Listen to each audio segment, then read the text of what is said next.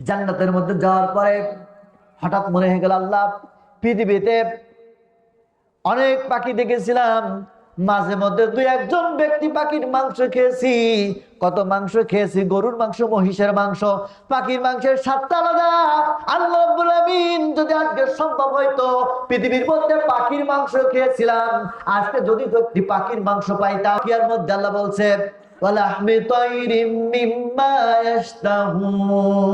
সেদিন আপনাকে পাখির মাংস আল্লাহ রাব্বুল আমিন দান করবে। বলেন সুবহানাল্লাহ। পাখির মাংস খাবেন তো কেমন করে খাবেন?